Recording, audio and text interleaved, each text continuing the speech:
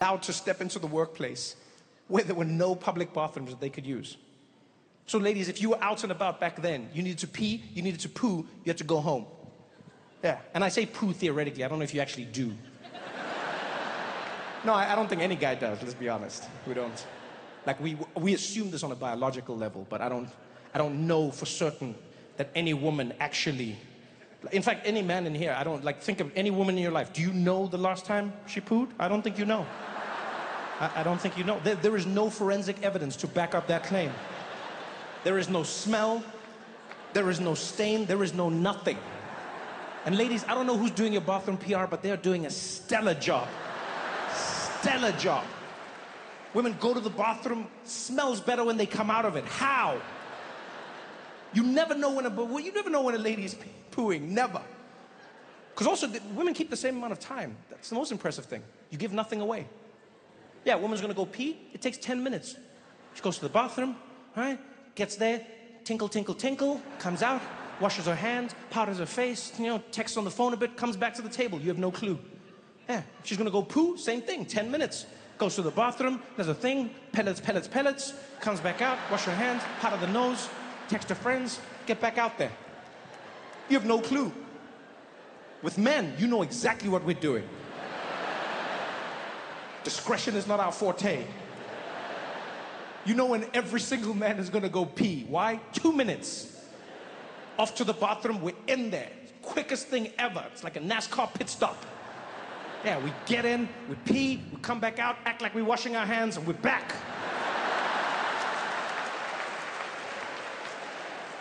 How do you know when we're gonna take a dump? Because it's obvious. We go to the bathroom, never come back. That's the last time you'll ever see us.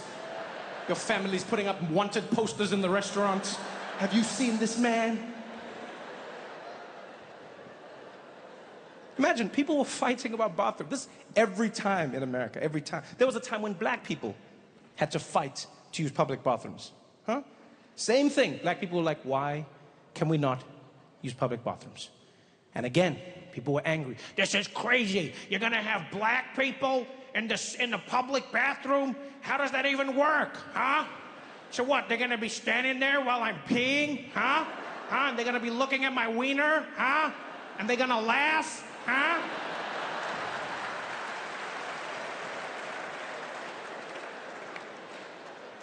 Yo, I'm old enough to remember when there was a discussion in America about whether gay people could use public bathrooms.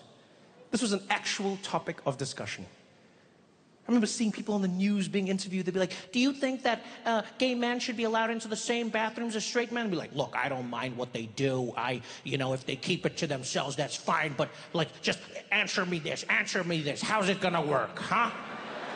So what, you're in the bathroom with them and then what? Like he's gay and I'm just standing there and I'm peeing, huh? And he's looking at my wiener, huh? And then he grabs it, huh? And he starts yanking on it, huh? He just starts tugging away and I get hard and I'm enjoying it, huh? And then this is one of the best experiences I've ever had, huh?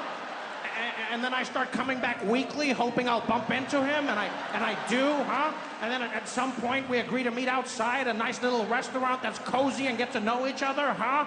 And then a few years later we get married and our families are joined and we live happily ever after, huh? Is that what you want?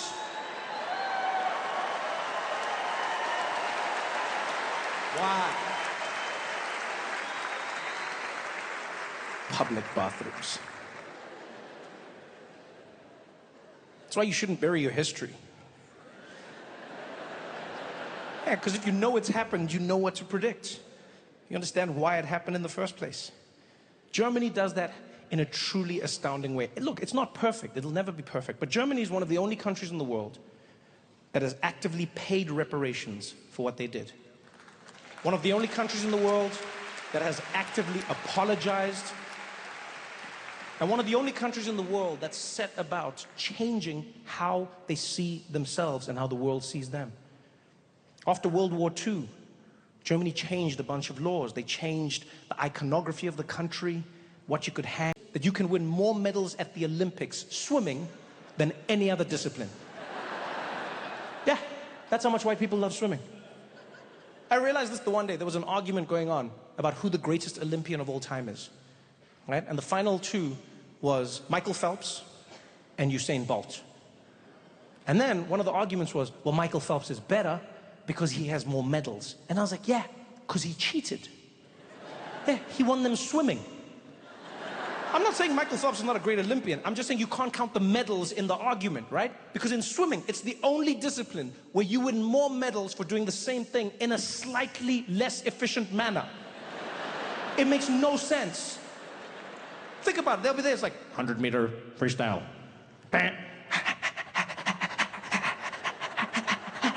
Done. Gold medal. Yeah. And now this.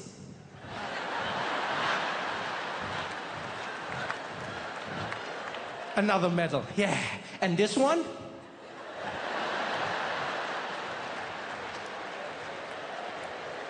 Another medal. But what about this one?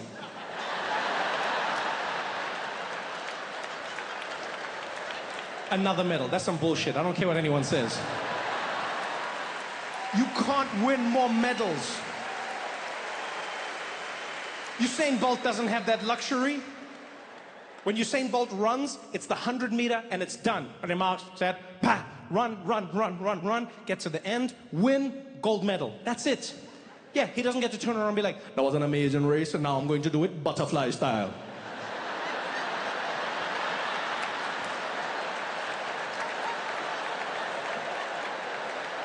It's not a thing. I mean, it should be, but it's not.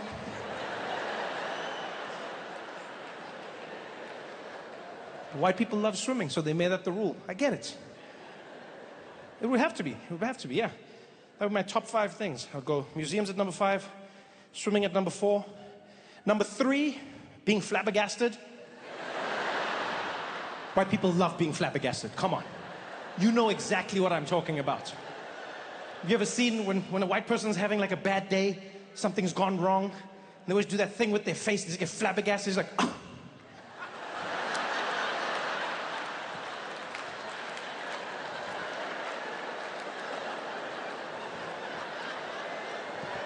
White people love being flabbergasted. You'll see it in supermarkets all the time. There's like a long line, right? Like only one cashier is open. Everyone's standing there patiently. There'll always be one white person who pops out like, why don't they open the other? Are you serious? Why don't they?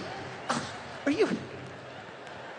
The only thing white people love more than being flabbergasted is finding another white person to flabbergast with. Have you seen that? Yo, whenever that happens, magic. It is absolute magic. A white person will be flabbergasting. They'll look, they'll make eye contact with another white person, and then they'll flabbergast together. It's like they Voltron their flabbergasting into a super flabbergast. You see them look over and just be like, oh, are you seeing it? I know.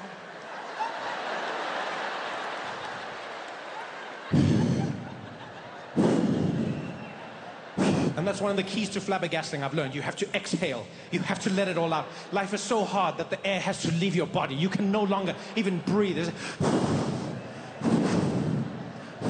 That's why there's so many tornadoes in the Midwest. It's just white people flabbergasting. It's like...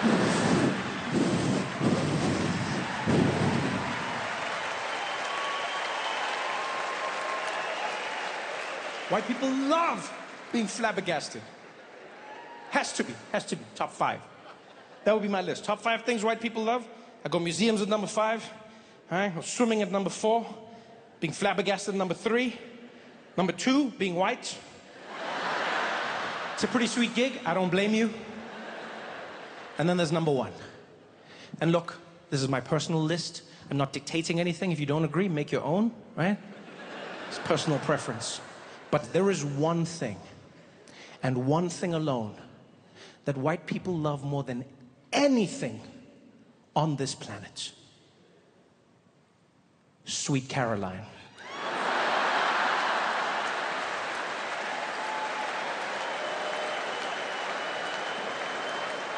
Let me tell you something now, Detroit. There is nothing that brings more joy to the soul of a white person than the sounds of that Neil Diamond song. I don't care where it is. I've been on every continent, in many countries. When that song plays, you see white people's eyes light up like sleeper agents who've just been activated. It happens every time, without fail. Every single time. And it's not about music, because other songs will be playing. Yeah, they'll be at a cookout, or they'll be at a baseball game, they'll be at like a company event. All the other songs are in the background, they pay them no heed. But when that song kicks in, it taps into the very DNA of whiteness. I don't know what it is, but it interrupts everything else. You'll see white people, they'll be hanging out having conversations. They'll be like, yeah, you know, I mean, business, mergers and acquisitions, you know, it's one of those things. Yeah, I know, we should circle back. Let's put a pin in it. And that song comes in, and every single time, you think it's not gonna happen as well. It always creeps in. It always seems like it's not gonna happen. But it's always the same. It's always the same. It's always just like, Rajanam, Rajanao, Rajani, Rajendro, Pum Pum Pum Swing, Caroline. See, I didn't tell you to join in.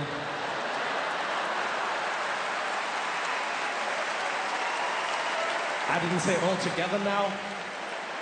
I didn't say on the count of 3. Did you feel that? That was just your whiteness coming out. Did you feel that? Huh? That was just you. You were like, this is it! This is our moment! Oh, oh, oh, oh, I'm white, white, white, white, white, white, white. Look at you right now. So you're beaming. Look at your face. Look at you. Look at that joy. 10 minutes ago, you were like, I don't know about this guy. Now you're like, best comedian ever! Don't ever lose that joy. None of you white people, you hold on to it. It is a treasure. It's the most adorable thing in the world. There is nothing that makes white people happier than that song. Nothing. That song is pure, uncut Caucasian joy. That's what that song is. White people cannot resist it. Yeah, like forget 23andMe. If you want to know how much white you have in you, play that song. The louder you respond, the whiter you are. I just saved you some money. There's no white person I've seen resist. It is the Marco to your polo. That's what that song is. Like, I'll tell you something now. If there was ever like a giant earthquake, God forbid, and people were trapped beneath the rubble, I'd volunteer to find all the white people. I'll be like, you guys find everybody else. I got this. I got this. Sweet Caroline. I found another one. Like, you okay, man?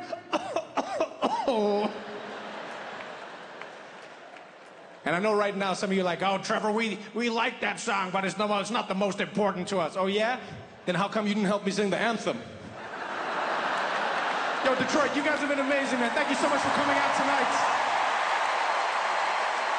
I had such a great time with all of you. I appreciate you. Good night.